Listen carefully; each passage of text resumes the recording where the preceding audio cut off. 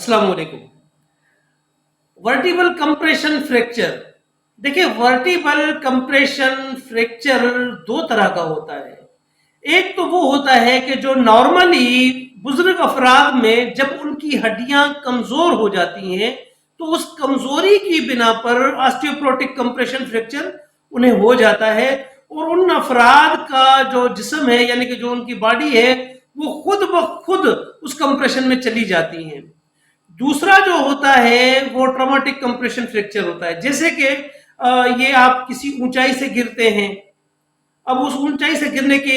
नतीजे में आपको ये वर्टिबल कंप्रेशन फ्रैक्चर हो जाता है। अब ये कंप्रेशन जो होता है, जैसे इसकी मिसाल देके आपको समझाऊंगा। जैसे इमरान खान 2013 के इलेक्शन कैंपेन में जब वो 15-16 फीट की हाइट से नीचे गिरे थे, तो गिरते वक्त ही उनको T4 में ट्रॉमेटिक कंप्रेशन फ्रैक्चर हो चुका था।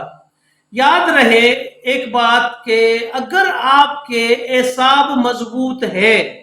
और अगर आपका हौसला बुलंद है तो उस सूरत में आप इमरान खान की तरह बड़े से बड़े ट्रामा से भी बाहर आसानी के साथ निकल सकते हैं, क्योंकि आपके अंदर फाइटिंग पावर होती है। जब आपके अंदर विल पावर हो, फाइटिंग पावर हो, तो आपके लिए इजी हो जाता है इसका इलाज करवाना और इस कैफियत से बाहर निकलना। इस तरह के केसेस में अगर इलाज की बात की जाए तो दो तरह के इसके इलाज होते हैं। एक तो होता है सर्जरी और दूसरा होता है बगैर सर्जरी के साथ। अब यहां पर यह जानना बहुत जरूरी होता है कि क्या वर्टिबल कंप्रेशन फ्रैक्चर ने जो हमारे दरमियान से, जो हमारी रीढ़ की हड्डी के दरमियान में गुजरने वाली केनाल, जो दरमियान से केनाल गुजरती है, ये केनाल से गुजरने वाली नर्व या स्पाइनल कॉर्ड, यानी कि जिसको हम हराम मगज कहते हैं, हराम मगज को कोई नुकसान तो नहीं पहुंचाया या वहां पर कोई दबाव पैदा तो नहीं हो चुका है। अगर किसी नर्व या स्पाइनल कॉर्ड पर दबाव है तो सर्जरी की जरूरत होती है, फिर उसमें सर्जरी करवाना बहुत जरूरी है। सबसे पहले उसकी सर्जरी की जाती है ताकि सबसे पहले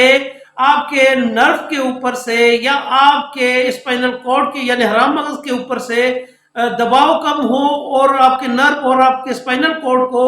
इस कंप्रेशन से आजाद करवाया जाए, इस दबाव से आजाद करवाया जाए।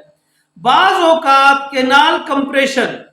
हो जाती है जिससे केनाल में मौजूद नर्व और स्पाइनल कॉर्ड यानी हराम मगज पर दबाव बरकरार रहता है, और बाज औकात तो सर्जरी से दबाव कम हो जाता है और बाज औकात सर्जरी के बावजूद भी ये दबाव, ये कंप्रेशन बरकरार रहती है। अब इस सूरत में क्या होता है, खान साहब की कोई सर्जरी नहीं हुई थी, इमरान खान की कोई सर्जरी नहीं हुई थी, उन्होंने इंजेक्शन से इलाज करवाया। अब इस सूरत में जब कोई ऐसा कंप्रेशन चेक किया जाता है, अगर कोई आपके नर्व के ऊपर दबाव नहीं है या कम दबाव है या आपके केनाल के ऊपर, केनाल में कोई कंप्रेशन कम है या नहीं है, तो उस सूरत में आप ज़ोलजेंस्मा, ये एलोपैथी की एक इंजेक्शन है, ज़ोलजेंस्मा नाम है इसका, तो ये अगर कोई अफोर्ड कर लेता है, क्योंकि बहुत ज्यादा महंगी इंजेक्शन होती है, अगर कोई अफोर्ड कर लेता है तो वो ज़ोलजेंस्मा के इंजेक्शन लगवा लेता है, तो इससे ये कंप्रेशन खत्म हो जाती है। दूसरा, ये इसमें हम जो इंजेक्शन लगाते हैं तिब्बे यूनानी की हयातीन, जो इंजेक्शन हमारे इंजेक्शन का नाम है, ये इंजेक्शन भी हम इसमें इस सूरत में लगाते हैं। तो इंजेक्शन का सहारा लेना पड़ता है जब आप सर्जरी के बावजूद भी अगर आपकी कंप्रेशन बरकरार हो,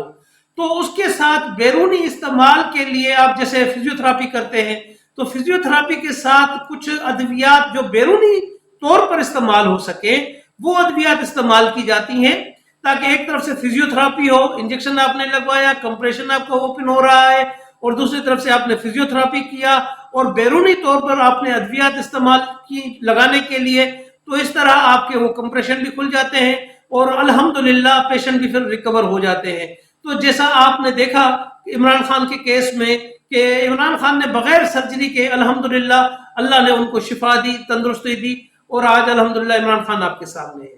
तो इसमें हौसला हारने की जरूरत नहीं है, ऐसा आपको मजबूत करें, कामयाबी अल्लाह देगा। अस्सलाम वालेकुम।